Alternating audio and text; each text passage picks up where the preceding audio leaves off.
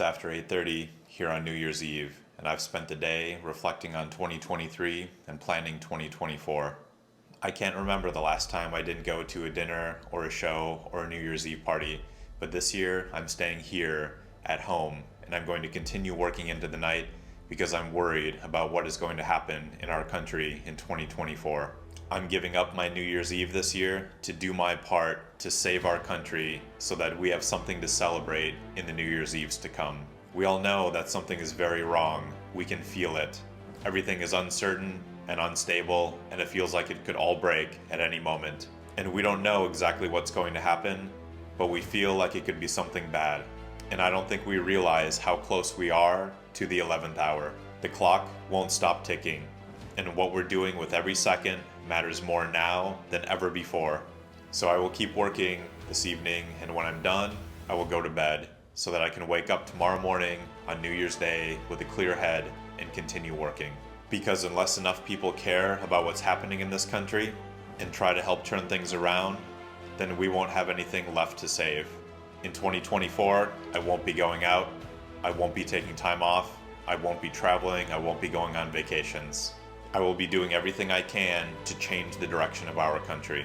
I've never run for office before, but after watching how fast our country has declined this year, I knew I needed to do something to help.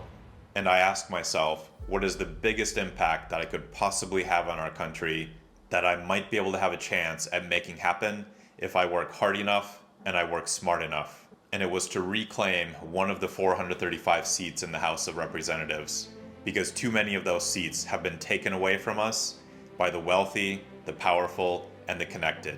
People who do not care about us. People who only care about themselves and getting more money and power and superiority over others by any means necessary, and they won't stop unless we stop them. Most of our congressmen and women are just figureheads. They pretend to work on our behalf, but when they're in Washington behind closed doors, they work duplicitously and systematically to dismantle everything that has been built in our country over the past 250 years.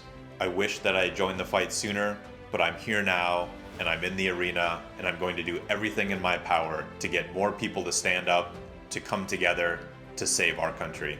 When I tell people in our district that I'm running for Congress as an independent, I can't tell you how many of them immediately say, "We need more people like you, you're brave, and you know they're going to come after you if you make it too far."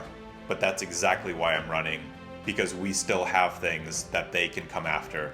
But if we don't stand up and start to fight back, then we're not going to be able to reverse the course that we are on, and we will soon have nothing for them to take, because they will only keep taking it from us.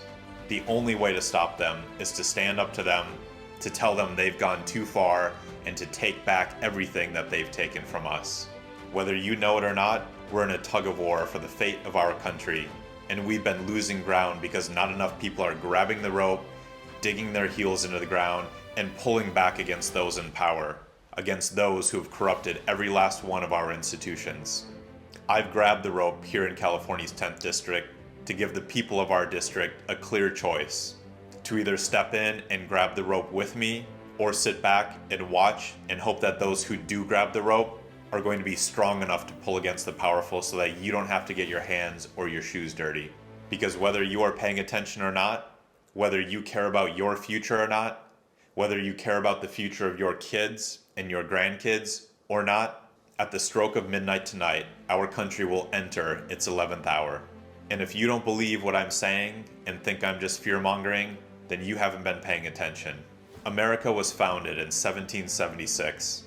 And that means on July 4th, 2026, it will be our 250th birthday. We've been here for a quarter of a millennium. By that time, we'll either be on a path towards restoration and a future that our founders wanted us to have, or we will be in a very dark place. There's no middle ground here, and for those of you who are paying attention, you know I'm speaking the truth. So the only question is, which direction are you going to help our country go? And if you choose to just continue what you've been doing, then your choice has been made for you by those in power right now. But I know what choice I've made. And I also know that it's no longer good enough to just be aware that something is wrong. We now have to stand up and do something about it.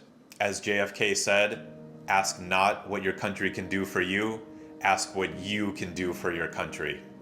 Your country is dying. She needs your help. She has nothing left to give you because she's already given you everything that she has. You have freedom, family, friends, a place to live, education, opportunity, entertainment. What more do you expect her to give you? Do you want to know why some of these things are now starting to slip away? It's not because she hasn't given us everything we need. It's because we've taken everything from her, and too many of us have given nothing in return.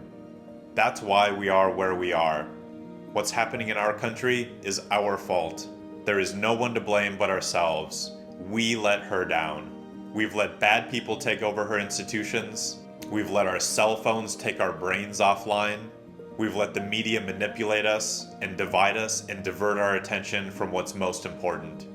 And it's time for us to take responsibility, to tell her that we're sorry for neglecting her, for caring more about entertaining ourselves than protecting our freedoms, for caring more about material things than preserving our values and our culture, for caring more about posting things we do, expensive things we buy, and expensive meals we eat on social media, and letting our lives be sucked into our devices, instead of doing real things with real people in the real world. And now we have to show her that we are going to change. Because now we see everything she's given us only because we see that we are at risk of losing it. Our country is on life support, and it is our duty to rescue her, watch over her, and protect her freedoms, her values, her interests, her families, and her institutions. It's time for us to make resolutions about more than just ourselves this year. Eating better, going to the gym, making more money.